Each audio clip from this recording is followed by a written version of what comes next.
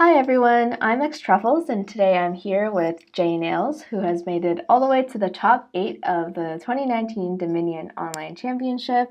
And today we're here to do an interview. So, congratulations on making it so far. Can you tell me a little bit about yourself? Like, where are you from, what you do? Yeah. So I'm from the United States, from the Southeast specifically. I grew up in Louisiana and Georgia. I noticed that like everyone else in this competition seems to be a computer science major or Yeah. in that field one way or the other. I just got a degree in business economics recently. I'm in my mid-20s, and most of what I do right now is actually related to high school debate, coaching that, teaching that, Oh, producing wow. materials for that, and so forth. That's really cool. Yeah. I think, yeah, a lot of people in the community are computer science majors, but I've definitely come across people who are like in like liberal arts or like economics. It's pretty cool to see some diversity. So, how long have you been playing Dominion and how did you discover the board game? I think I first discovered about 2 years ago. My friend and I were on Tabletop Simulator for Steam, and we're just like looking at random games. And he saw Dominion. He's like, "Oh, I played that like once before, and it was kind of fun." And so we the game and tested it out. And like it was like the blind leading the blind, and neither had I think any idea what we're doing. Like I remember seeing the chapel in the kingdom, being like, "Why the hell would anyone ever want that card? It looks so terrible." And he was like, "Oh, well, there's this other card called Witch that's not here, and it gives you curses, and like maybe you'd want it for that." And I was like, "Oh, that makes sense," but like, nah, I don't want that. Obviously, like we were horribly wrong. Wow. So, what is your favorite and least favorite card in Dominion? His favorite easy. That's obviously Swindler. Yes. Yeah. Anyone who likes the card's got to be a psychopath. Beyond that, like I dislike the other cards that like most people dislike, like Cultist, Mountebank, and so forth. That like really strong centralizing attacks. And the one I dislike that I don't think gets a lot of mention is Salt the Earth. I feel like that card just it takes out everything I enjoy of any kingdom. Instead of like cards building a big deck, coming back from behind, you just like build the minimal deck possible, go straight for provinces, and then just like start destroying the rest of the game. So I'll say Salt the Earth as well. Yeah, I can Cards definitely I like. see. Oh, sorry. Oh, no, no, Yeah. go ahead. I was just gonna say I can definitely see that like it really kind of slows down the engine and it like discourages building too big of an engine. But yeah, sorry. What is your favorite card? That one's harder just because I feel like there's a lot more good cards than bad cards in the game. There's a lot more that I enjoy. Just in no particular order, ones that come to my mind would be like Exorcist, Black Market, Recruiter. Um, I really enjoy in general though events, and then recently the new projects from Renaissance. I think those more often than not I think are probably some of my favorite things. I guess they're not technically cards, but usually drastically improve the quality of the game. Donate, dominate, innovation, summon, capitalism. All those add like really interesting and unique dynamics, I think, to the way the Mm, kingdoms are played. yeah, for sure. So what do you find to be the most challenging card to play with in Dominion and why? Um, I don't know if they're objectively hard, but just cards that I feel like I suck at would be Haggler and Jester, or just cards that like I know that they're like usually pretty good, but they just seem awkward, and I never want to get them, and so usually I don't get them, and then I lose. Um, I think that's more commentary on myself than the cards, but I feel like the cards that have sort of like the highest skill ceiling are usually the ones that have interesting interactions with like your deck because they require like knowing what cards in your deck and where and having like a good overall conception of like what your deck is doing. So like develop, for example, where like the cards go on the top of your deck, or grave robber. I think those usually involve a lot more nuanced interactions, and you lead to like Hmm. really nice plays or just like drastically messing things up Right, that makes sense. and ruining your turn. So, what are your impressions on the new cards that were new promos that were released this year, Church and Captain? I like both of them a lot. I think they're both very well designed. They both seem like on the strong side of cards, especially Captain. I think in a lot of kingdoms, Yeah. um, but they also I think are on the fun side of cards, just because they have nice, interesting choices. With Captain, it's obviously like, what cards do I play with this card? With Church, it's like, do I buy something now, or do I set all my coins aside to like buy something really nice next turn? And I like that sort of elements of choice. Yeah, for sure. So kind of moving away from cards and more onto like games. What has been the most memorable Dominion game you have played? And it doesn't necessarily have to be from the championship. From the championship, it was probably the first game of double octafinals, where there's like a lot of interesting stuff in the kingdom. There's like vineyards and minions and stuff like that. I didn't remember why exactly. I looked at it and I was just like, I'm not feeling it right now. I just bought like a trading post and a courtyard and then just played straight money, and it ended up working out. And normally this goes against like every fiber of my being to pass up all the interesting cards and just play money. Yeah. But it won in the end. Yeah. The championship.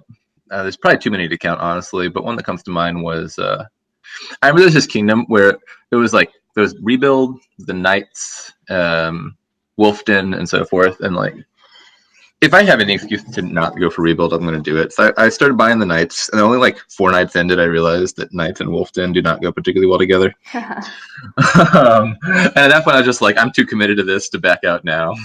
And so at one point in the game, I had like all 10 knights, and my opponent had got like 6 of the provinces, and so it was like negative 40 to 30. But about that time, the knights finally kicked in and like trashed every single card in his deck except for the provinces and coppers. And so then I spent like the next 20 turns slowly building back out of the hole that I dug myself and trashing the knights to get my points back while he like bought coppers, bought silvers, lost the silvers, bought coppers again. It was just slow grind, but I just really enjoyed that game. Yeah, that definitely sounds like a lot of fun. One of my favorite cards is Black Market. So whenever I see Black Market and Wolfden on the same board, I'm always like really sad. Because, yeah, you can't really like every card you buy from the Black Market is negative BP. You know that feeling. I usually go for it anyway. I enjoy Black Market a lot. Mm-hmm.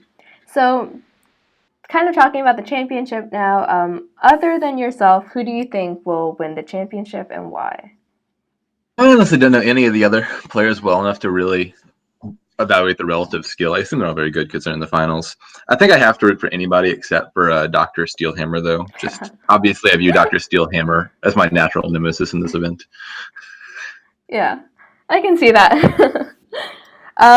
So what do you enjoy doing in your spare time outside of Dominion? Another big, I guess, board game that I really enjoy is chess, or more accurately, chess variants. I like Bughouse chess a lot, which is like 2-on-2 chess.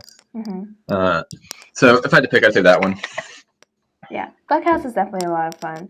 I don't really know how to play chess that well, but a lot of my friends play Bughouse all the time.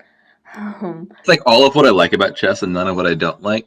Yeah. There's like a lot more like crazy tactical plays, sacrificing and cleaning and stuff like that, and none of the boring like memorizing the openings and end games. Mm-hmm. Just because the game's usually like way too much of a clusterfuck for that stuff to matter anyway. Yeah. So you've had quite an impressive run, beating a lot of like well-known players or like highly seeded players. Have you thought about playing competitively in the Dominion League more?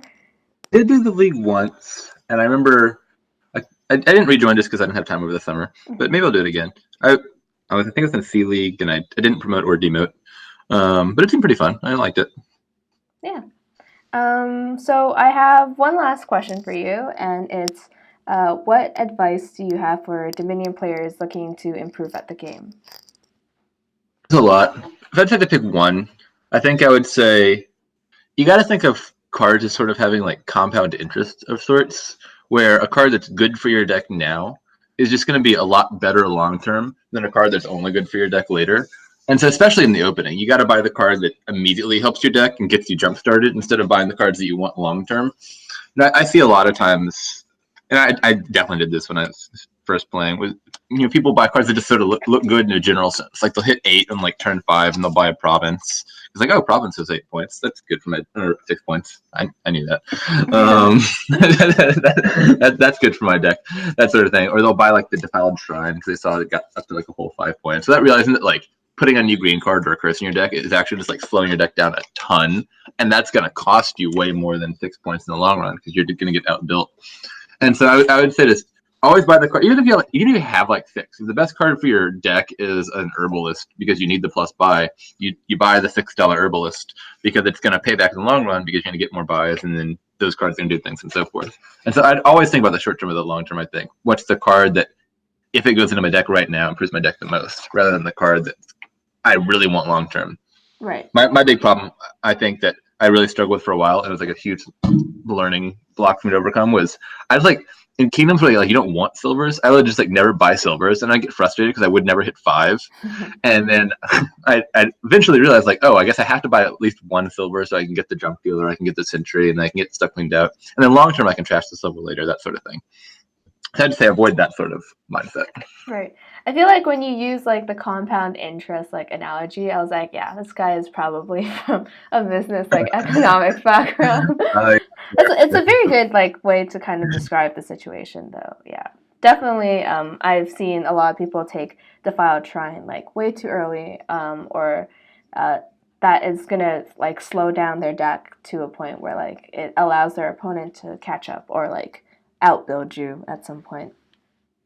The one I still haven't taught myself is I still buy temples like a madman. I feel like I play way too many temple games where I just buy like 8 of the temples every time it gets like 2 points. I know I really should, but I enjoy that card as well.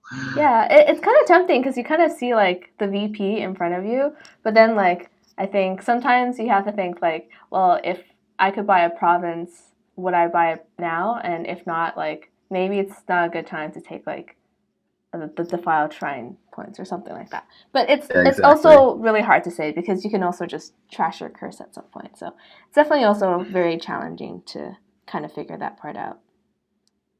Agreed.